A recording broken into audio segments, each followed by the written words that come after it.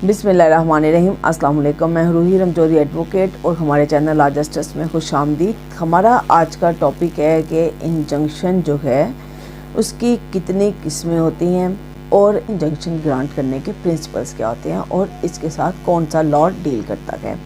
Injunction जो है ये एक जुडिशियल प्रोसेस होता है जिसमें किसी पार्टी को हुक्म दिया जाता है कि वो कोई काम करने से बाज रहे या उसको हुक्म दिया जाता है कि या वो कोई काम करे। जिस इंजंक्शन में किसी को हुक्म दिया जाता है कि वो कोई काम करने से बाज रहे तो ऐसे इंजंक्शन को रिस्ट्रिक्टिव इंजंक्शन कहते हैं या फिर इसको प्रोहिबिटरी इंजंक्शन कहते हैं। और जिस इंजंक्शन में उनको हुक्म दिया जाए कि वो कोई काम करें तो ऐसे इंजंक्शन को जो है हम मैंडेटरी इंजंक्शन कहते हैं। मैंडेटरी इंजंक्शन जो है इसमें आम तौर पर किसी मस्बत काम करने का हुक्म दिया जाता है। मसलन जैसे महकमा माल को हुक्म दिया जाता है कि जो प्लेंटिफ है उसकी जायदाद से मुतल्लिका जो सारा रिकॉर्ड जो है उसका अंदराज जो है वो महकमा माल के रिकॉर्ड में किया जाए। ऐसा हुक्म करना जो है ये मैंडेटरी इंजंक्शन में आता है। दूसरा आता है प्रोहिबिटरी इंजंक्शंस या फिर जिसको हम रिस्ट्रिक्टिव इंजंक्शंस भी कहते हैं। तो प्रोहिबिटरी इंजंक्शंस का मतलब है किसी के लीगल राइट्स या इक्विटेबल राइट्स की इन्फ्रिंजमेंट से रोकना। कि किसी के लीगल राइट्स या इक्विटेबल राइट्स का कोई अगर उसकी खिलाफ वर्जी करता है तो उसके रोकने को हम कहते हैं ये प्रोहिबिटरी इंजंक्शन है या इसको रिस्ट्रिक्टिव इंजंक्शन भी कहते हैं। कानूनी तौर पर जो इंजंक्शन होता है उसकी 3 किस्में होती हैं। एक होती है इंटरलोकेटरी इंजंक्शन जिसको हम इंटरिम इंजंक्शन भी कहते हैं।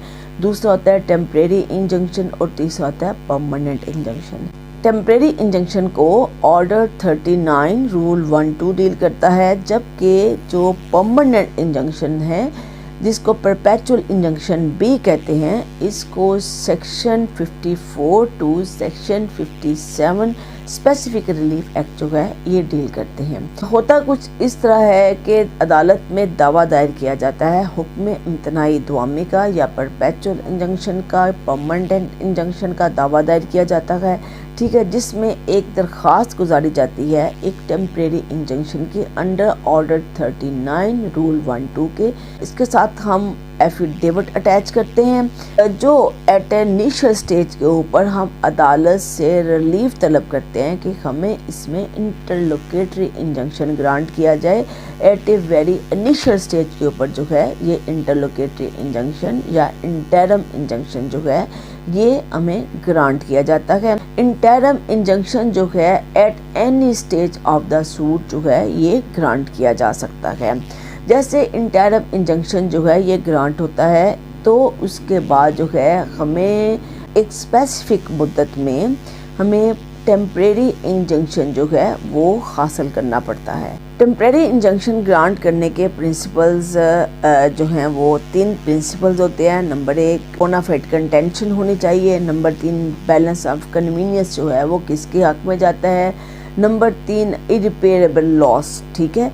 ये 3 प्रिंसिपल्स हैं कि जिसकी सूरत में ये साबित हो जाए कि ये जो है जो पार्टी है जो इंजंक्शन जो हासिल करना चाह रही है वो उसको ये 3 इंग्रेडिएंट साबित कर दिया जाए तो वो टेम्परेरी इंजंक्शन जो है वो ग्रांट कर दिया जाता है।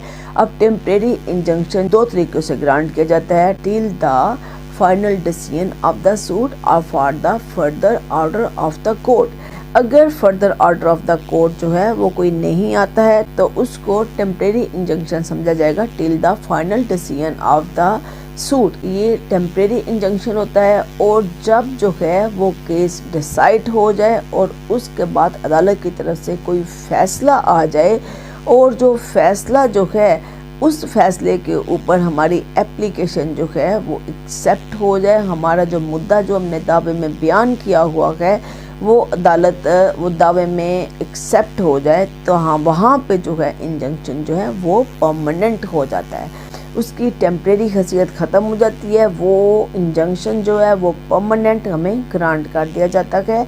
टेम्परेरी इंजंक्शन या इंटरिम इंजंक्शन का मतलब होता है कि स्टेटस को कंडीशन जो है प्रॉपर्टी की वो बरकरार रखी जाए, यानी कि एज इट इज़ कंडीशन, जो उसकी प्रॉपर्टी की हालत है उसको तब्दील ना किया जाए। इसको हम कहते हैं कि ये टेम्परेरी इंजंक्शन जो है ये ग्रांट कर दिया गया है।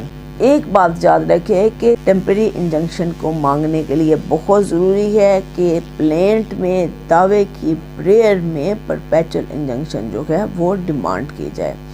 तो यहाँ पे हमारा आज का लेक्चर ख़त्म होता है, हमें इजाज़त दें। बहुत शुक्रिया। अस्सलाम वालेकुम।